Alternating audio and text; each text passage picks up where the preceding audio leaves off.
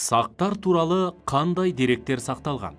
Жазба деректерде сақтар туралы не айтылады? Грек авторы Геродот сақтар туралы қандай дерек қалдырды? Парсы деректері сақтар туралы не дейді? Сақтардың басқа елдермен соғыстары туралы қандай деректер сақталған? Бехустун сына жазуы мен Авеста туралы қандай мәліметтер бар?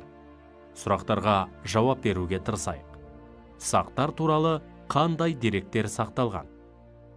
Сақ бірлестіктері туралы жазба деректер екіге бөлінеді. Бірінші, грек авторларының жазба деректері Геродот, Ксенофонт, Птоломей. Екіншісі, парсы сына жазулары, Бехустун сына жазуы тағы басқалар. Жазба деректерде сақтар туралы не айтылады?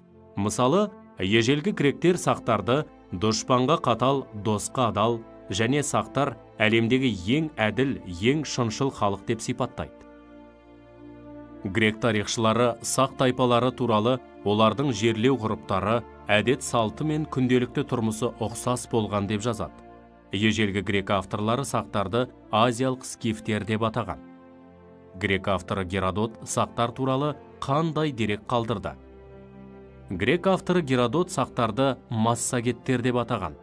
Ол сақтар туралы қыс кезінде ағаш үйлерде тұрады, және киімі мен өмір сүру дағдысы скифтерге ұқсас.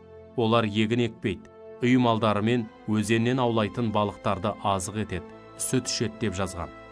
Геродот сақ жерінде парсы патшасы Кирдің қаза тапқаны туралы мәлімет жазып қалдырған.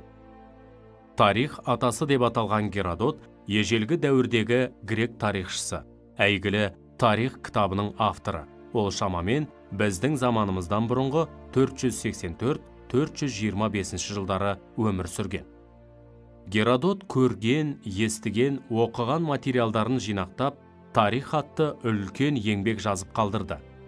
Кейіннен Александриялық ғалымдар оның еңбегін 9 музаға сәйкестендіріп, 9 кітапқа бөлген. Геродот өз кітаптарында қандай оқиғаларды сипаттаған?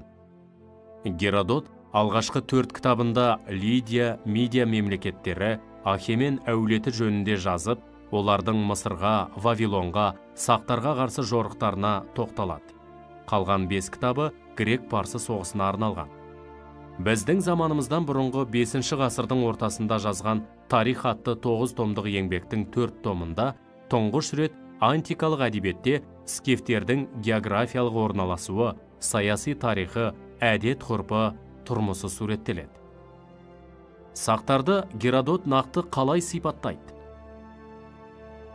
Геродоттың айтуынша, сақтар скиф тайпалары, бастарына тік тұратын, төбесі шошақ, тығыз киізден істелген бөрік және шалбар киген.